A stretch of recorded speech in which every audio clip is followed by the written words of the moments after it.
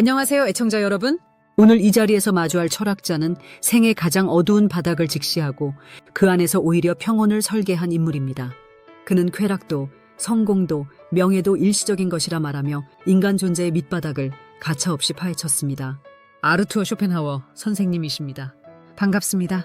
오늘 우리가 함께 펼쳐볼 책은 그 쇼펜하워 작가님의 사상을 응축한 한 권의 지에서 인생 수업입니다. 선생님, 먼저 이 책을 한 문장으로 소개해 주신다면 어떻게 말씀하시겠습니까? 반갑습니다. 초대해 주셔서 감사합니다. 인생 수업은 제가 말년에 쓴 단편 철학적 단상들의 집합입니다. 삶의 모든 국면을 관통하는 하나의 주제를 꼽자면 그것은 바로 고통입니다. 이 책은 인간이란 존재가 어떻게 스스로를 괴롭히는지를, 그리고 어떻게 해야 조금이나마 평온에 이를 수 있을지를 말해보고자 한 성찰의 기록이죠. 책을 읽으며 가장 먼저 떠오른 문장은 이런 것이었습니다. 인생은 고통과 지루함 사이를 오가는 진자운동이다. 아주 짧지만 이 한 문장에 담긴 통찰이 놀라웠습니다. 왜 인생을 그렇게 냉정하게 진단하셨습니까? 왜냐하면 인간의 삶은 그 본질이 고통이기 때문입니다. 이 고통은 어디서 오는가? 바로 이지로부터 옵니다. 우리는 끊임없이 욕망하고 바라고 갈망합니다. 그리고 그것이 채워지지 않을 때 우리는 고통을 느끼고 채워진 이후엔 다시 허망함, 즉 지루함에 시달리게 됩니다. 이러한 상태는 끝없이 반복됩니다. 바로 그 반복을 저는 진자운동이라 말했습니다. 예, 그러니까 고통과 허망함이 시계추처럼 반복된다는 말씀이시죠. 이제 본격적으로 인생 수업 내용을 살펴볼 텐데요. 인생 수업은 어떤 구조로 이러한 메시지를 전달하고 있나요? 책은 총 3부분으로 나뉩니다. 첫 번째는 개인 내면에 대한 성찰, 두 번째는 타인과의 관계에서 오는 고통, 세 번째는 고통을 초월하는 방법입니다. 이를테면 이렇게 말할 수 있겠지요. 먼저 인간이 얼마나 쉽게 욕망의 노예가 되는지를 들여다보고 그 다음엔 사회에서 타인과의 관계 속에서 우리가 얼마나 상처받는지를 이야기하며 마지막엔 그러한 삶에서 벗어날 수 있는 단서를 제시합니다. 예, 선생님의 키워드는 고통 같습니다. 그 단서라는 것은 결국 욕망의 소멸인가요? 정확히 말하면 욕망으로부터의 자유입니다. 욕망을 없애는 것이 완전히 가능하지는 않지만 그것을 의식적으로 관조할 수 있다면 우리는 더 이상 그 지배를 받지 않을 수 있습니다. 제가 반복해서 강조한 문장이 있습니다. 적게 바라는 사람이 가장 많은 것을 누린다. 이것이 바로 삶의 기술입니다. 삶의 기술이라는 단어가 흥미롭습니다. 책 제목은 인생 수업이지만 이 책이 단순한 자기계발서와는 완전히 다르다는 걸 알 수 있었거든요. 선생님께서 의도하신 바는 어떤 것이었습니까? 세상의 자기계발서는 대부분 어떻게 성공할 것인가, 어떻게 사랑받을 것인가, 어떻게 부유해질 것인가를 가르칩니다. 그러나 저는 질문 자체를 바꿔야 한다고 생각했습니다. 왜 우리는 고통받는가? 그 고통은 피할 수 있는가? 그리고 우리는 무엇을 기준 삼아 살아야 하는가? 인생 수업은 정답을 주는 책이 아니라 질문을 다시 던지는 책입니다. 사람들은 흔히 행복을 추구합니다. 하지만 저는 말합니다. 행복이란 고통의 부재에 불과하다. 이 단순한 명제를 받아들이는 순간 삶을 보는 관점이 완전히 달라집니다. 으로 냉정하면서도 설득력 있는 정의였어요. 이런 관점을 갖게 된 계기가 있으셨을 것 같습니다. 선생님께선 삶 자체가 철학 교과서였다라고 말씀하셨는데요. 그 말씀이 유독 인상 깊은 것 같습니다. 구체적으로 선생님의 어떤 경험들이 이 철학을 구성하게 되었는지 이야기해 주실 수 있겠습니까? 물론이죠. 사람들이 종종 묻습니다. 왜 그렇게 비관적인가요? 그때마다 저는 말합니다. 그건 내가 진실을 보았기 때문이다. 저는 1788년 부유한 상인의 아들로 태어났습니다. 겉보기엔 아무것도 부족할 것이 없는 삶이었지요. 하지만 그 속은 다릅니다. 아버지는 차갑고 권위적인 인물이었고 그는 제가 철학자가 되는 것을 혐오했습니다. 어린 시절부터 저는 그의 사업 교육을 받아야 했고 20살이 차에 되기도 전에 유럽 곳곳을 떠돌며 상인의 길을 강요받았습니다. 그런데 말입니다. 제가 진정 관심을 가졌던 것은 시장 가격도 수출입도 아니었습니다. 저는 거리의 거지들을 보고 생각했어요. 저 사람들은 왜 저렇게 살아야 할까? 저 고통은 필연인가 우연인가? 그 질문이 제 철학의 시작이었습니다. 삶이 이미 고통스러웠고 철학은 그 고통을 해석하는 도구였던 셈이군요. 그러면 어머님과의 관계는 어떠셨습니까? 어머니는 문필가였습니다. 사회적인 교제를 즐겼고 사교계의 인물로 유명했지요. 그녀는 삶을 밝고 쾌활하게 보려 했고 저는 정반대의 시선을 갖고 있었습니다. 그 결과 우리는 철저히 충돌했지요. 한때는 같은 집에 살았지만 우리는 마치 타인처럼 말을 섞지 않았습니다. 그녀는 제 철학을 암울하고 괴팍하다고 말했고 저는 그녀의 글을 피상적이고 가벼운 장식이라 평했죠. 그때 제가 절실히 깨달은 것이 있습니다. 타인과의 관계 속에서 기대를 갖는 순간 고통은 시작된다는 것. 그 이후로 저는 인간관계에서도 거리두기를 실천하기 시작했습니다. 그래서 인생 수업에는 이런 말이 나오지요. 우리가 타인에게 기대하는 모든 것은 언젠가 실망이라는 이름으로 되돌아온다. 선생님의 말에는 개인적인 체험이 묻어나 있군요. 그렇다면 철학자로서 처음 인정받기까지는 어땠습니까? 거의 인정받지 못했습니다. 29세에 쓴 의지와 표상으로서의 세계는 학계의 반응도 대중의 관심도 얻지 못했지요. 그 책은 20세 이상을 바쳐 완성한 저의 사상적 정점이었습니다. 하지만 동시대에는 헤겔이라는 거인이 있었고 그는 대학과 권력, 청중을 모두 가졌습니다. 저는 강의 시간까지 헤겔과 경쟁해야 했고 그 결과 제 강의는 텅 비었습니다. 대학 강단에서도 철학 저널에서도 사람들은 저를 외면했지요. 그 시기에 저는 이런 문장을 적었습니다.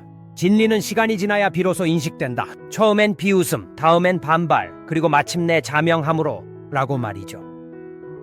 이 말씀은 정말 많은 독자들이 인용하는 문장이기도 합니다. 진리는 처음엔 저항을 받고 결국엔 승리한다는. 그렇다면 이 인생 수업은 언제 쓰이게 된 책인가요? 인생 수업은 말년의 산물입니다. 70세를 넘긴 뒤 그제야 사람들은 저의 글을 읽기 시작했고 몇몇 출판사들이 제 단상들을 모아 출간하기를 제안했습니다. 처음엔 거절했지만 생각해보니 내 철학이 사라지는 것이 싫었습니다. 그래서 제가 평생 일기처럼 써온 단상들, 메모들, 반성들을 정리해 한 권으로 묶게 된 것이 바로 인생 수업입니다. 그 안엔 고통의 철학도 삶의 기술도 죽음을 대하는 태도도 담겨 있습니다. 그런 의미에서 이 책은 철학서이자 자서전 같은 면도 있는 것 같아요. 선생님의 삶이 응축되어 있달까요? 그렇습니다. 이 책은 무언가를 성공하라고 가르치지 않습니다. 오히려 속도를 늦추라, 소유를 줄이라, 타인의 말에 덜 휘둘려라 하고 이야기하죠. 현대인들이 보기엔 낯설게 들릴지도 모릅니다. 하지만 저는 단언할 수 있습니다. 욕망의 줄어들면 고요로 이어지고 고요는 지혜의 조건이 된다.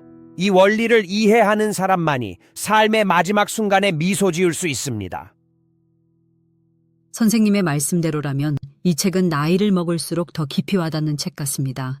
젊은 독자들에게도 유익하겠지만 삶의 여러 굴곡을 지나온 사람일수록 더 절절하게 느낄 것 같습니다.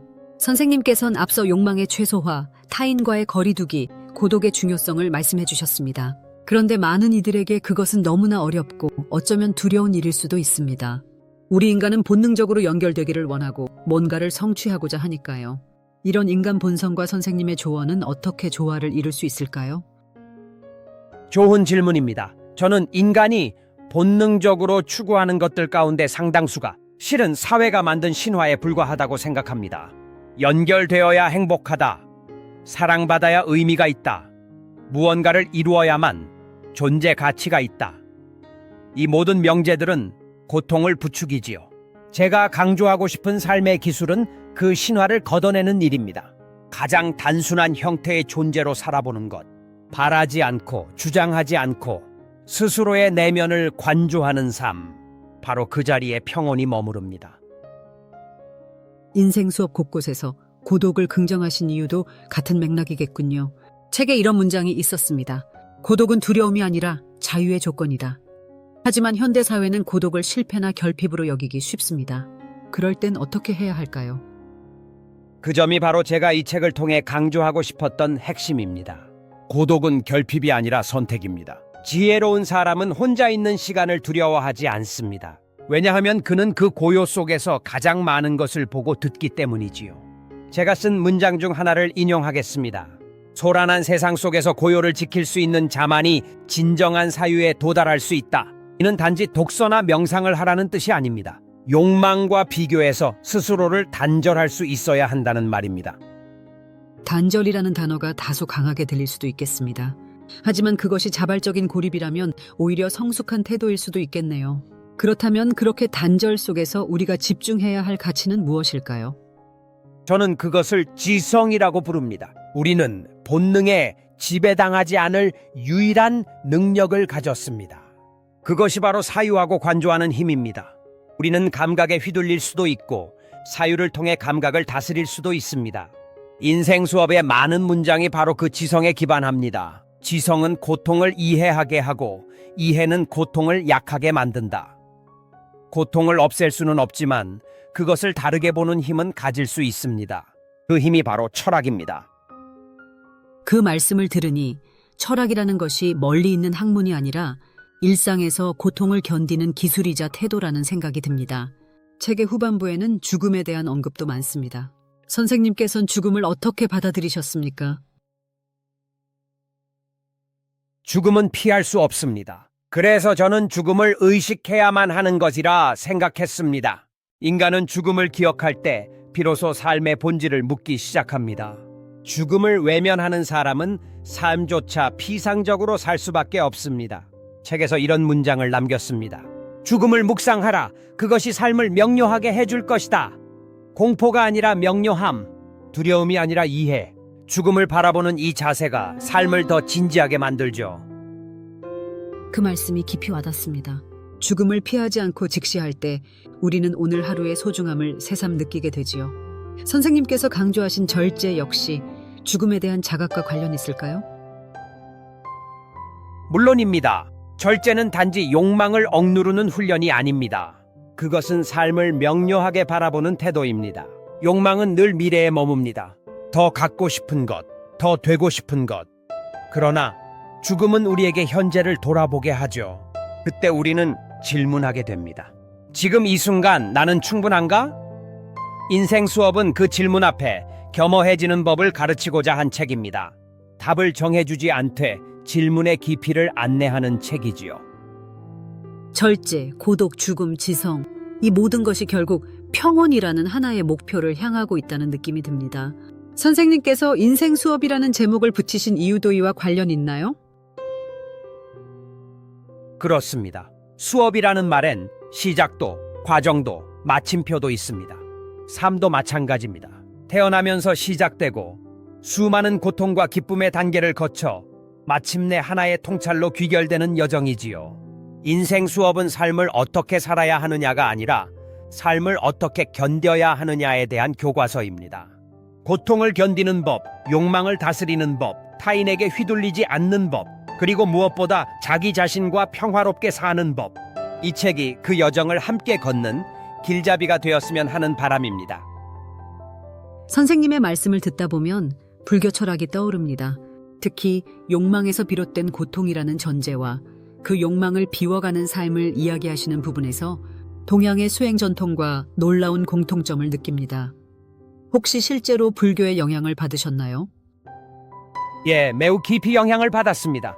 저는 19세기 초 유럽에서 최초로 버마일려 사상과 불교 철학을 진지하게 읽고 사유한 서양 철학자 중 하나입니다.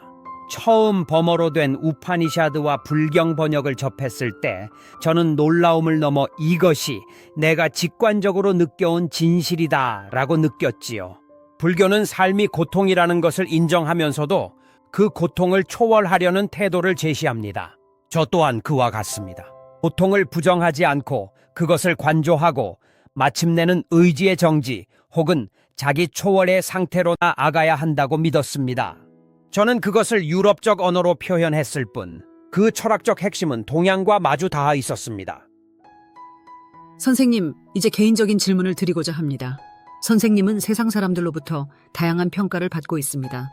스스로는 어떤 사람이었다고 생각하십니까? 저는 결코 다정하거나 사회적인 사람이 아니었습니다. 그렇다고 권력이나 명예를 추구한 철학자도 아니었습니다. 나는 고독을 택했고 그 고독 속에서 사유하며 때로 세상과 싸우기도 했지요. 하지만 단 한 가지는 확신합니다. 나는 진실을 보려 했고 그것을 말하려 했습니다. 그 진실이 대중에게 환영받지 못하더라도 그 진실이 내가 가진 전부였기 때문입니다. 선생님, 그래서 이런 사실 때문에 많은 사람들이 선생님을 염세주의 철학자라고 말합니다. 삶을 고통으로 정의하고 인간의 욕망을 비판하셨기 때문이죠. 이런 평가는 어떻게 받아들이십니까?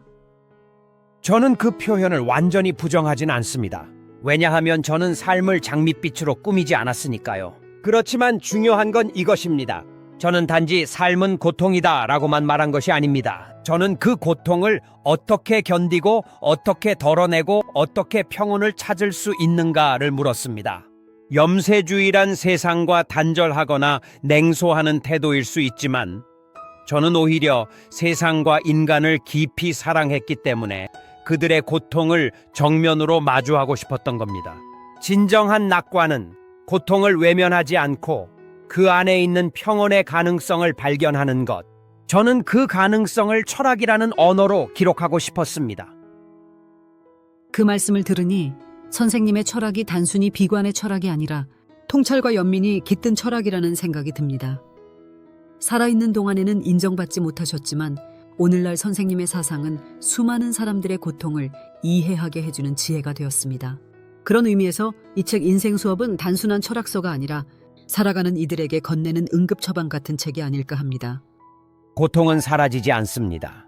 하지만 고통의 의미를 이해하면 그 무게는 조금 가벼워집니다. 삶은 이해되지 않으면 버티기 힘든 것입니다. 그리고 철학은 바로 그 이해를 위한 도구입니다. 제가 바란 것은 대단한 깨달음을 전하는 것이 아니라 단 한 사람이라도 자기 인생을 조금 더 정직하게 바라볼 수 있도록 돕는 것이었습니다.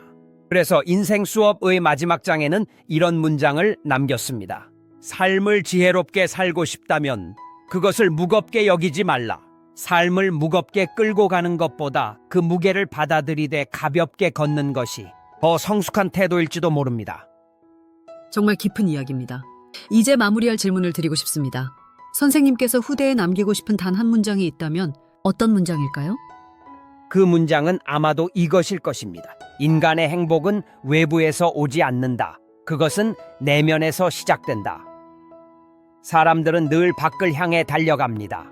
누군가의 인정을 얻으려 하고 더 많이 소유하려 애쓰고 더 높은 곳에 오르려 합니다. 하지만 평온은 그 모든 바깥에 있는 것이 아닙니다. 내 안의 고요에서 비롯됩니다. 그 고요에 닿기 위해선 욕망을 줄이고 비교를 멈추고 사유를 시작해야 합니다.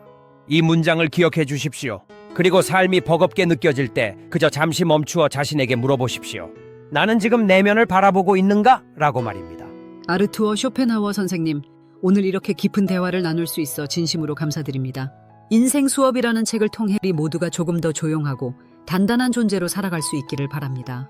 이 영상이 여러분께 작은 성찰의 시간이 되었기를 바랍니다. 아르투어 쇼펜하워 선생님의 역작 인생 수업, 여러분도 꼭 한번 읽어보시길 추천드립니다. 끝까지 시청해주셔서 감사드립니다.